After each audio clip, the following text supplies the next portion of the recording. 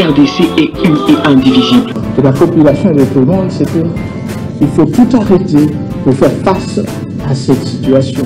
Et que nous ferons de cette terre richement bénie un réel havre de paix, de prospérité et de progrès social.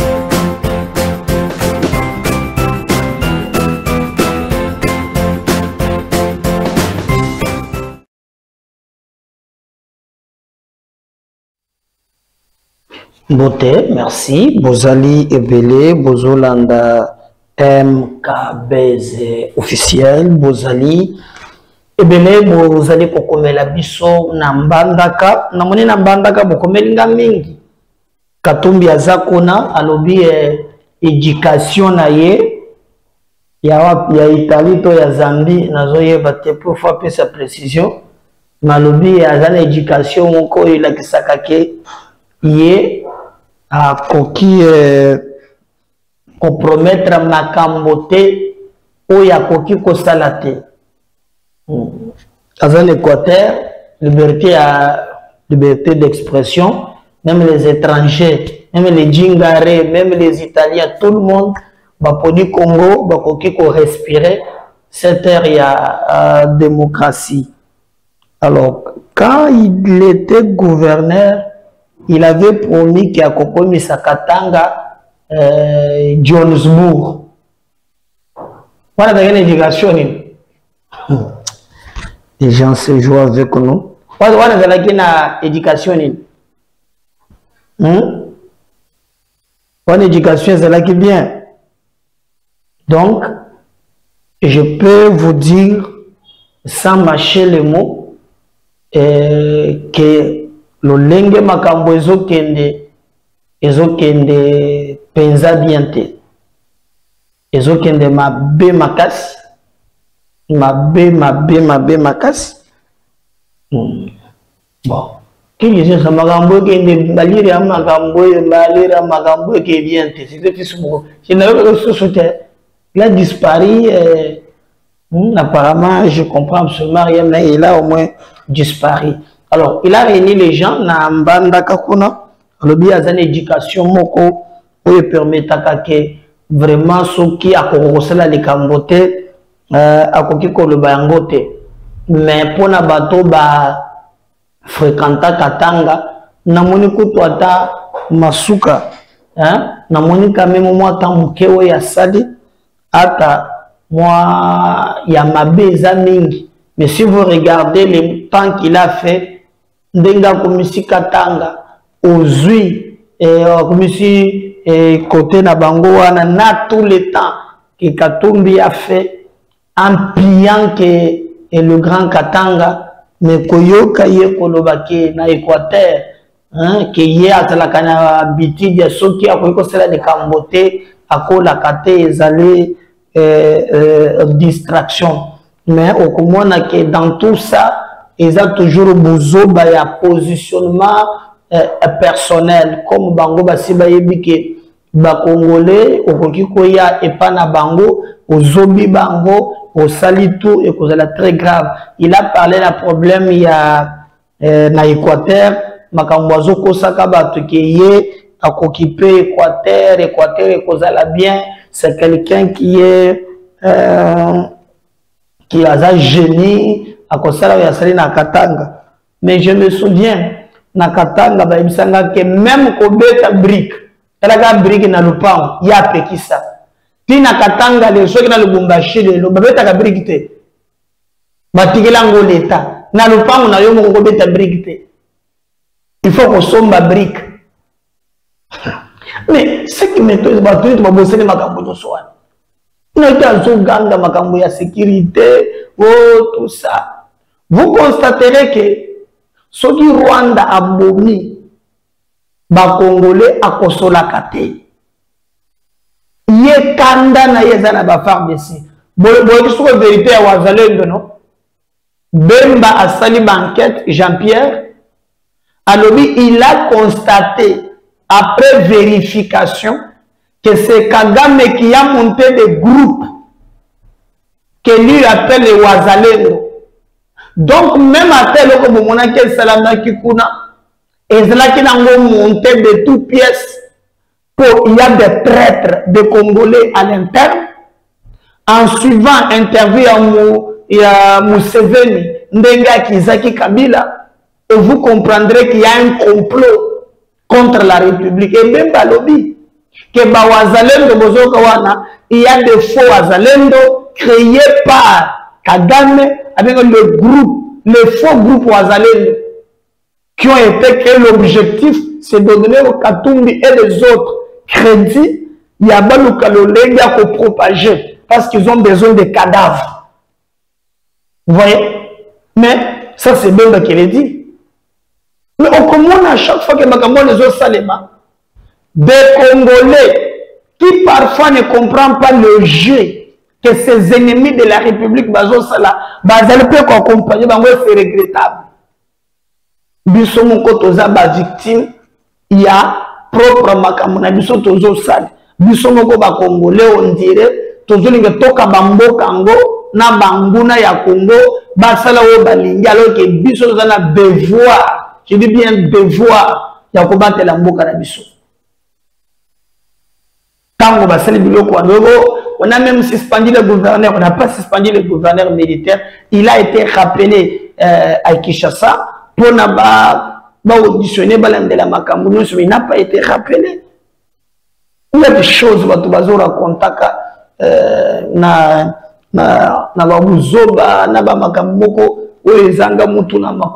et nous pensons que ce n'est pas ça le plus important.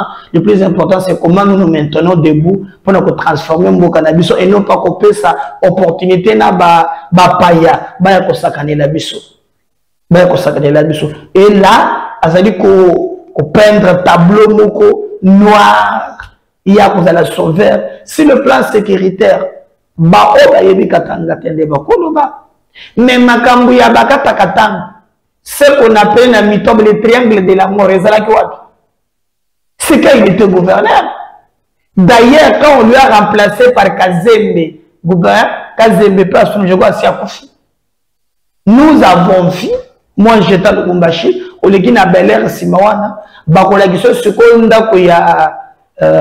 j'avais un kyungu au gouvernement qui est à la fin des champs, on lui paye, je crois, entre 2500 $ par mois pour avoir tué les Congolais. Hein? Alors, prime na yo yokoboma yango. Et d'ailleurs, tu sais comment Abimana Zamba, Abimana Tala Polo Mokoboma Shikata. Na Kabila Monene na Mandef, na Polo Wan. Et c'est comme ça que l'État municipal. Mais cette histoire a commencé où Bazoka Tabatoba Sex, je dois la tirer la médaille na Kingo Naye. Qui était gouverneur? C'est Katumbi.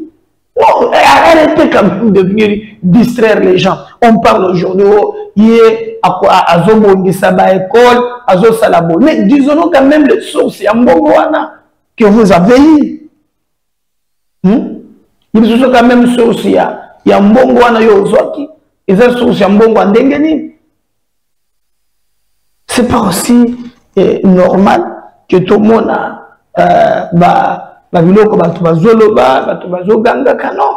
on a aussi les droits de vivre dans le cannabis, pour la vérité, donc la démagogie qu'il est en train de s'élever dans l'Équateur, dans Séguiba, dans Mbandaka, Bolanda, désordre, distraction, on peut réhabiliter école, mais cet argent, et aux Zambongo à Italie, aux Zambongo à Zambie, c'est votre argent. Quand on vous dit que vous avez minéré na bino, bapesi katumbi wana lelo, c'est lui qui donne ce témoignage à Zana Bomo Yumulunda, na Koloba Kango.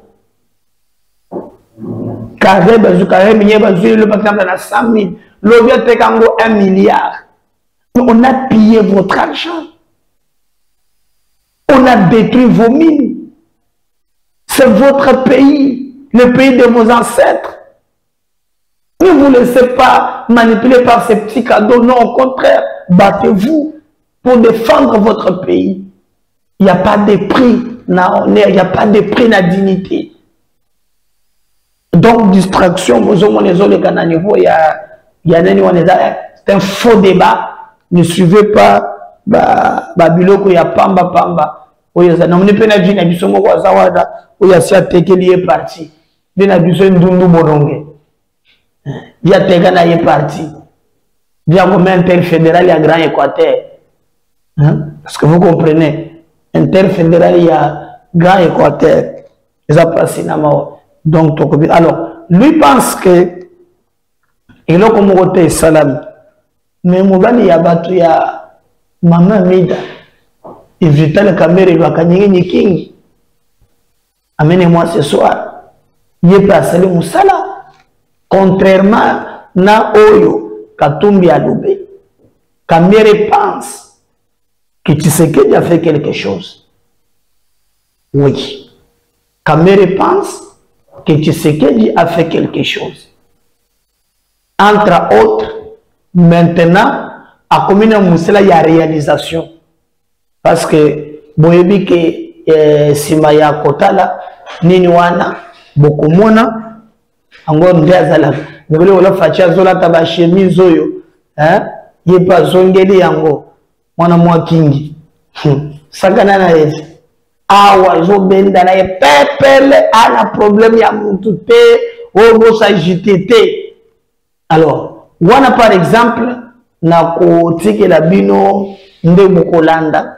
Comment mobile abatu ya Mama Mida amenez-moi ce soir avec Osala Moussala, il démontre contrairement na Barimère il y a Katumbi qui montre que le président n'a rien fait à Zomikosa.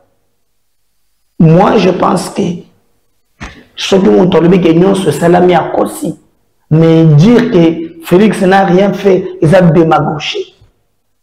Les locaux ont la badon na bateau ça passe en regardant seulement banzela na ba biloko zoleka c'est que bato besoin yeba c'est vrai que Katumbi a dirigé katanga ya makatite ni to kotaba fifi wana yaye côté ya neni ya do ya kambango na mudimba nango papa zoyanga ni ba pla za kendengine nyonso wana côté yaye moko kiabula kutu bakateli ya kakandam mais ya kamba nyonso wana yaye moko. Vous imaginez combien il va placer Zouaka. Mais je dois dire mon nom. Mais Kamere a banni la tour parce que d'abord, Kamere a lobby, le président a beaucoup fait. Il est grand temps que maintenant Batambola, Babanda Kola Kissa, ba réalisation, Oyo, Yé, Asali. Oyo cravate ya noir. Ya mundelo ya lobina ke ya sale le kokote moni mwana mwa kingi azalaka na odi matu moko ya kosakana te so lobili kama to balanda mais faut tellement sale le toy faut yoka ozola ko tombe de la kabondeni ya kamere la liaison sonde ndeni ko bazo munda na ndenge wana. Et hier, à l'ingata l'Issaïek, Makambolo Yokosi, il y a des réalisations sur le terrain, au Salam. Donc, Moussou Baloba qui est allé, façon il y a qu'on récupérer, Makambo Ndinga Sali Koloba, Moussou Bazo Koarte, Moussou Bazo. Maintenant, je vous dis la vérité, c'est que Abandi maintenant phase d'explication. Tomoni, Bemba, je crois, alobaki ke mini na ye ezali na bakala mingi te, il a dit ça surtout wapi il pas pour décider, mais il a dit clairement que non, sur le plan sécuritaire et belé zo salema pe na bato mwa mingi oyo bazali ko telema ko déclarer babiloko bazali ko kosa maintenant tout zela parce que maintenant makambo bandeni bilan Eloba. Et quand on parle, Bolandé Ferdinand Kambere, non? Avant Nazouang la Makambwa Kamere, qu'est-ce qu'il a dit? Kabila Benga Kibango, Ayebisi Bango, Botika Koloba Makambwana, Yakuboga Mir Nangai, et sa distraction. Mais je vous avais dit, et sa distraction, à quoi c'était? Il a sorti 1083 parcelles. Bozi Mir Wana, et Salelieni. Et Salelieni. Botala ou ya précisé le côté. Donc, ba Congolais, tout bima na distraction. Les vrais problèmes ya Congo bazo bongi c'est ça hier. Mais bino beaucoup na distraction, bazo distraire bino. Boyoki na émission na ngai ya liboso. Na tcheli bino. Un complot voulu, organisé, planifié par la banque. Moutoutel, Moutouboye, Moutoutel, Moutouboye. Lelo ezandengeni. Bakomi koloba makambo oyo bakoki ko maîtriser. Et c'est très grave pour nous tous. Et c'est à nous de nous battre pour mettre fin na babuzo bawana. Bako sabinote. Na lobi bako sabinote qui dit baté. Tous les discours, il y a propagande, il y a le kouta. Bon, Dieu non bino. Na mutu boko boyoke bango. Bazo préparer déjà terrain. La politique compliquée, nous préparons déjà le terrain. Et Anthony, qu'est-ce qu'il te faut? Bacho le côté, non? Il faut quelqu'un encouragé. Mais quand on a vu distraire Bino, Bino peut bozo landaka, tout à fait. Bolanda qui très bien ce qu'il a dit. Donc, Kakande Dodo Kamba Lobaki, il était aussi grand temps que nos services, Balande l'a bien chaudé.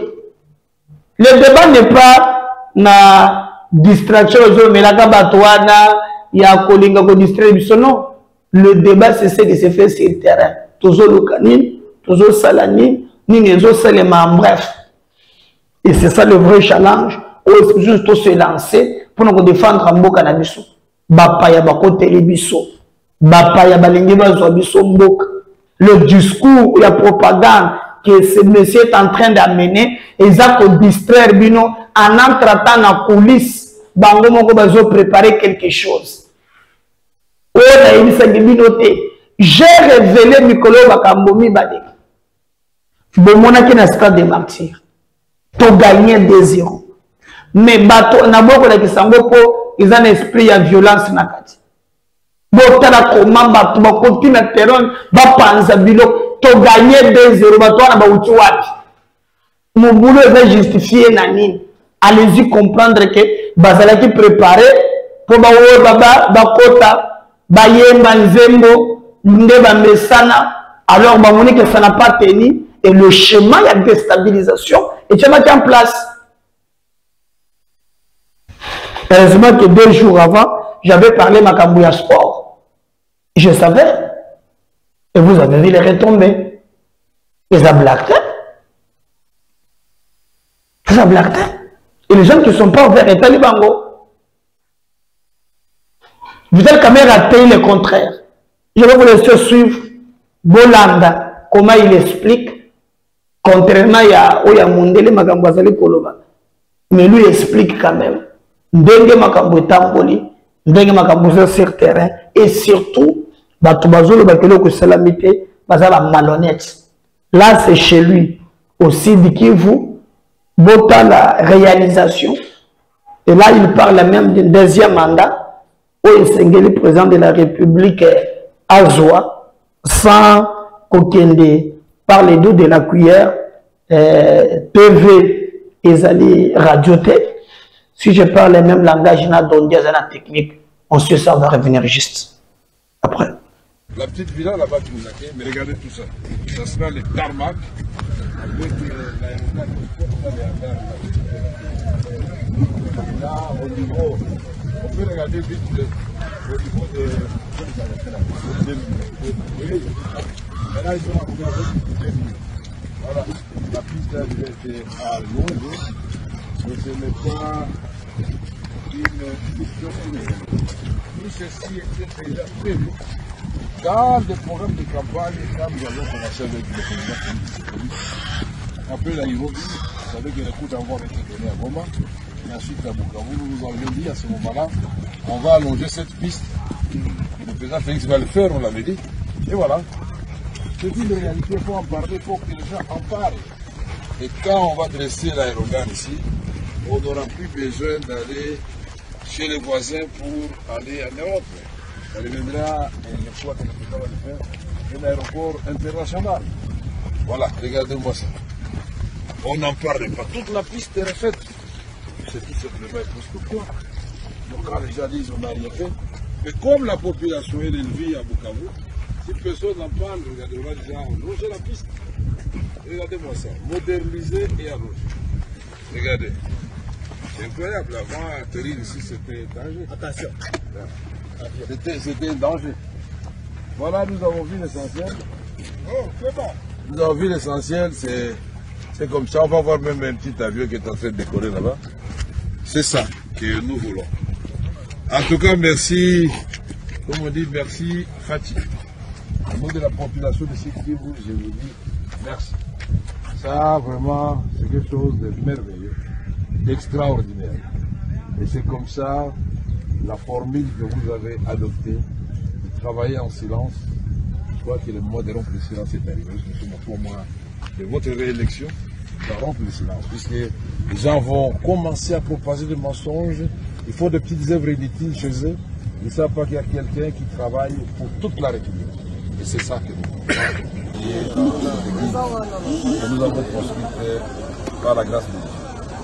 Nous avons aussi profité pour inspecter les travaux du président de la République. Et je dois vous dire que le bilan est largement positif. Vous ne pouvez pas faire Bukavu après avoir appris les deuils qui a frappé nos frères et sœurs, demain nos parents, sans s'arrêter à Goma. Voilà pourquoi je me suis arrêté ici pendant une heure de temps pour communier avec cette population et pouvoir me rendre en ville parce que nous devons éviter de créer la confusion pendant que les enquêtes se poursuivent. Nous profitons de l'occasion pour présenter nos condoléances à toutes les familles éprouvées.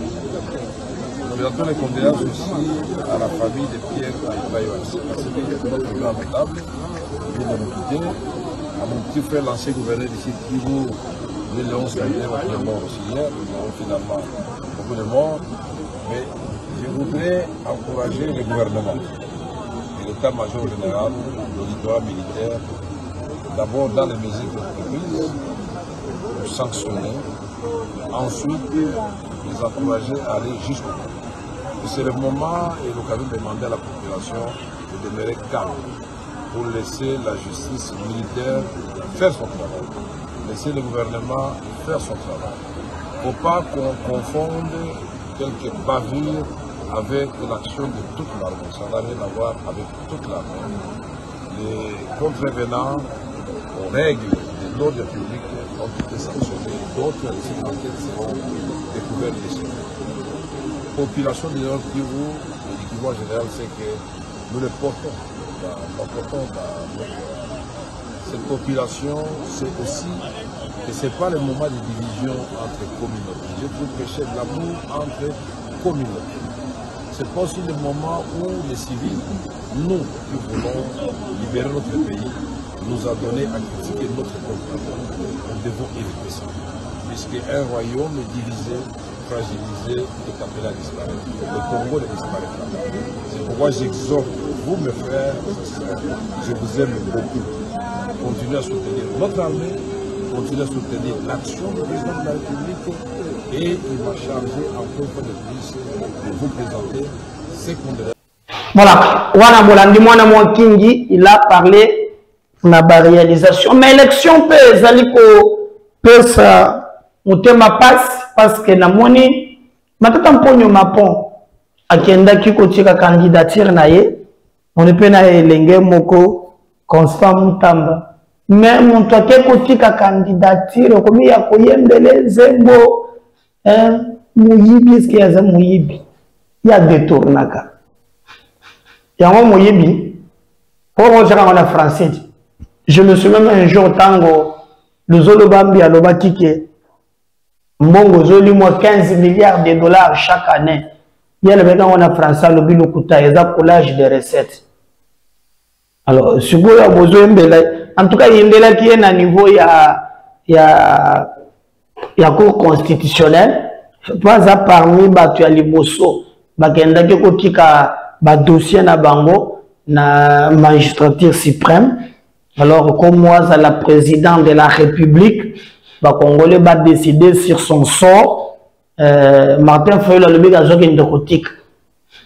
Akotika ngondendeni. Est-ce que Togolo on a sacrifié les autres na ba hôtel ya ba caprice ou bien ndengeni na monake ko to penge batindelinga vidéo moko ya zo azali ko plaindre ko se plaindre. Oh ya le bato bazolo bao tu es Martin soki bakotani na Félix, ils ont problème. Il y a des gens qui travaillent pas pour ça, tout ça. Makambo belé belé. Bon, je crois qu'il fait des propositions. Moi, je l'avais si bien dit qu'il y a une possibilité que Martin Fayulu rencontre Tshisekedi. Peut-être qu'il ne sera pas candidat, mais il peut, d'abord moyen apporter aussi soutien à la candidature il y a Tshisekedi. Donc, je ne vois pas où est le mal pour nous partager. Même il y a moi mingi, comme ceux qui sont là. Non, en politique, on n'est pas fort tous les jours. Et en politique, on ne peut pas aussi koboya koyoke la et baninga. Mais ndenge bazalaki na cartel na bango c'est ça ngana no atikite wakora zene pe mwana mama 100,000 hein ezao na mwana kapende ko ne mo ya momba tsoka ne ba émission awa soki otali kamboye formata ya 1000 amona kate bon akomata kaka 100,000 akende nango ti inde akomema ngoni na maboko na sac atie babrik 100,000 atie na seni bimo monite et puis je doute fort je sais pas na ndina zo monela c'est constant on appelle 600,000 bon on va vérifier nan hein botala ta ya kalape garçon mo azaka na boutique ya bilamba aw sote le veste moko chaussure moko papa kusaka poussière lui a 100,000 à couper ça na seni agenda na Turquie ko sumba pe hein azana moyen de vivre azo 100,000 acha candidat président de la République. Je pense que ça théâtre. Alors matata quand même soit béni na ndambo bukangalo nzo wana azana ngwebele attention na compte za réalisation azana ngwebele. Alors ye muto ali boswa bendaki 100,000 ati atiki kuna oyo ya ngambo Italie oyo nano ayete tomoni pe ba musona ba se pointete ne baye baza batu ya liboso ezali matata mponyo mapon fachi pe nano atikite.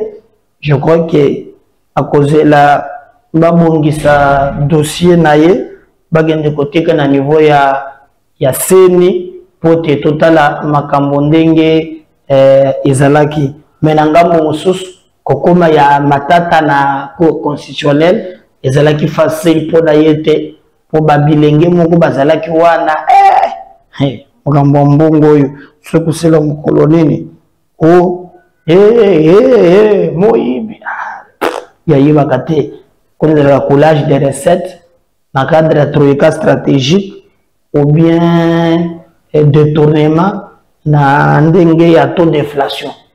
Regardez comment ndenge ba belela ki tango matata zalaki kona. On va revenir juste après. Regardez.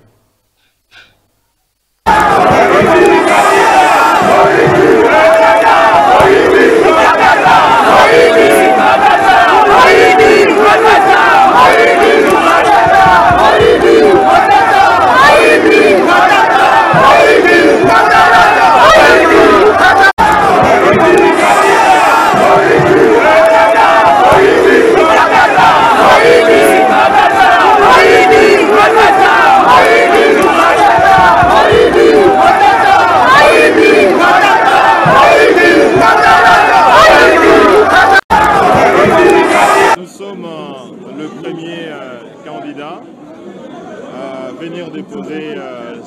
candidature pour l'élection présidentielle. Et nous pensons que c'était de notre devoir de pouvoir respecter les convictions profondes de la population congolaise qui nous ont demandé de déposer notre candidature à l'élection présidentielle. Mais telle est aussi la volonté des membres de mon parti, les LGD. Comme vous le savez, c'est une décision du Congrès, un congrès du parti LGD, pour pouvoir déposer cette candidature. Donc j'ai été choisi par mon parti comme candidat unique pour l'élection présidentielle. Mais c'est aussi la volonté de la population congolaise et je me réjouis d'être le premier à avoir déposé ma candidature. Et, vous le savez, moi je n'ai pas beaucoup de promesses à faire parce que ayant été Premier ministre, chef du gouvernement, j'ai fait beaucoup de choses qui restent dans la mémoire des Congolais. J'ai stabilisé les cadres macroéconomiques, vous le savez. Le taux d'échange est resté stable pendant près de 7 ans, aux environs de 900 francs congolais le dollar américain. Vous le savez, les taux d'échange impactent la vie des Congolais. Les taux d'échange affectent le panier de la ménagère. Les prix sont restés stables pour les denrées alimentaires. Vous le savez très bien. On a payé les salaires régulièrement. C'était payé le 15 de chaque mois. Aujourd'hui, les fonctionnaires ne savent plus à quel sein se vouer. Nous avons construit des écoles, nous avons contribué à la construction des routes, nous avons fait énormément de choses, nous avons combattu le chômage et donc nous avons fait beaucoup de choses, à mon avis.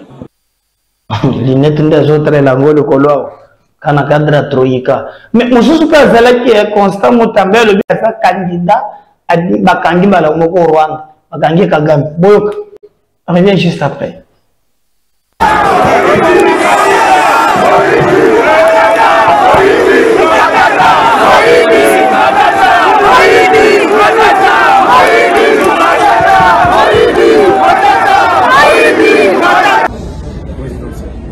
Et justement, ce peuple a beaucoup de problèmes sur presque tout le plan. Vous lui promettez quoi? Vous savez, notre campagne électorale sera lancée sous le thème rupture. Nous voulons rompre avec l'insécurité à l'est du pays. Notre priorité sera de faire arrêter M. Paul Kagame une fois président. Quel contenu donnez-vous à ce concept de rupture concrètement? Vous savez, le peuple est fatigué de même visage.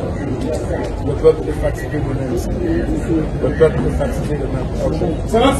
Le peuple est fatigué de même. Voilà pourquoi ce peuple a besoin de rompre avec le sang. Le peuple a besoin de la raison. Vous allez faire arrêter Kagame et puis après? Et après, nous allons faire la guerre au Rwanda et nous l'annexerons comme la 27e province de la République démocratique. Et pour nous autres qui sommes fils et filles de ce pays, vous nous promettez quoi? Ici à l'interne. Le social congolais sera nettement amélioré. Nous allons veiller que la République démocratique du Congo soit un pays fécond.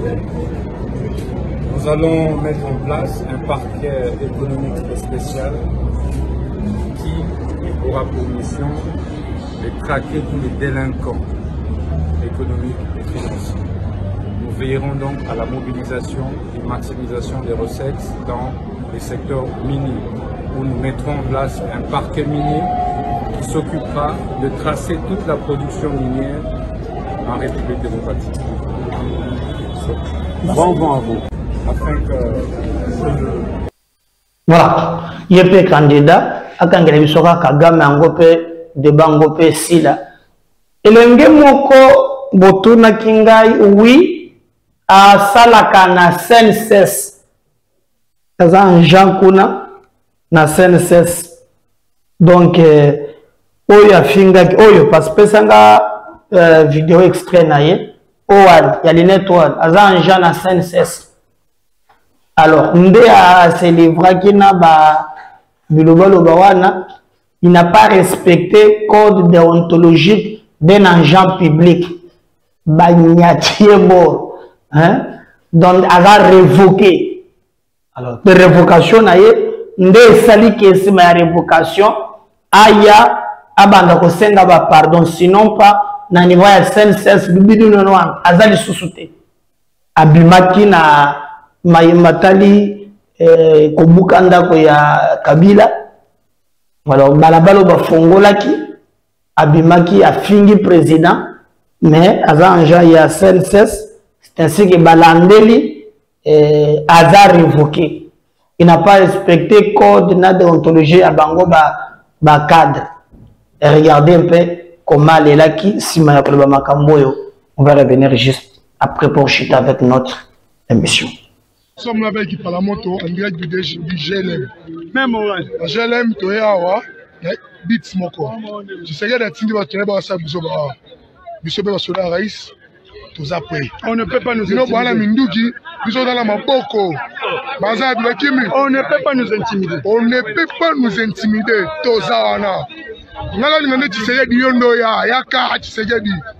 Tu vas nous sentir.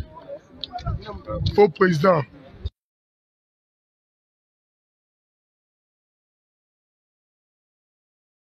Oui, bonsoir, peuple congolais, bonsoir tout le monde. C'est bel et bien moi, Jenny Kazé. J'ai écouté sa vidéo par rapport à beaucoup de gens dans les réseaux sociaux. Premièrement, d'abord, avant tout, on a présenté la très sincère excuse par le président de la République, garant de la nation, Oaza Papa Nabisha Motema. Ils ont été par rapport à l'éducation, nous avons par rapport à l'éducation, nous avons la PPR de la famille politique, nous avons par rapport à l'éducation, nous avons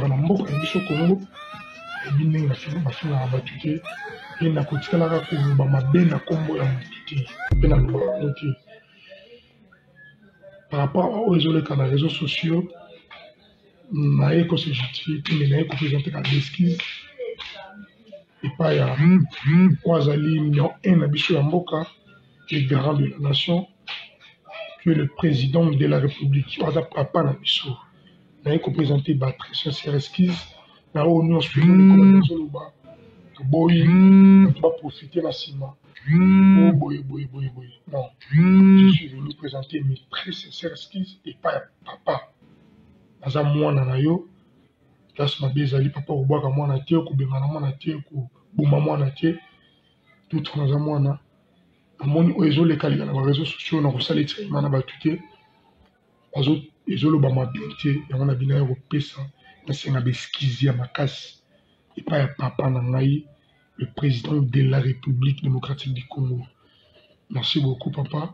Dans un mois, na yebine la fin raté une fois de plus. La fin raté battuté, et ça n'a été. Merci beaucoup. Mes excuses, papa. Nous sommes là avec la moto en direct du GLM. Même au GLM, tu es à Bits Moko. Tu sais que tu vas te faire ça, on ne peut pas nous intimider. On ne peut pas nous intimider. On ne peut pas nous intimider.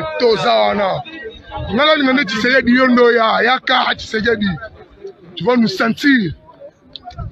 Faux président.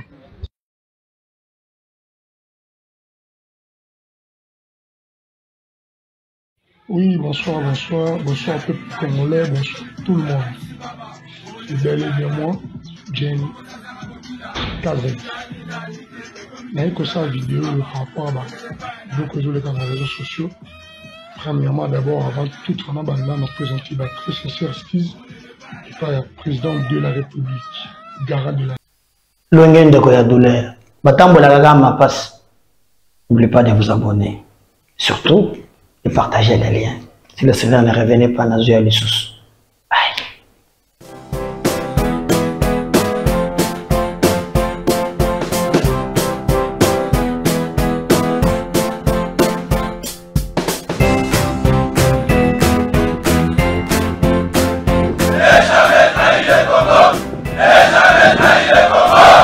RDC est une et indivisible. De la population et de tout le monde, c'est qu'il faut tout arrêter pour faire face à cette situation. Et que nous ferons de cette terre richement bénie un réel havre de paix, de prospérité et de progrès social.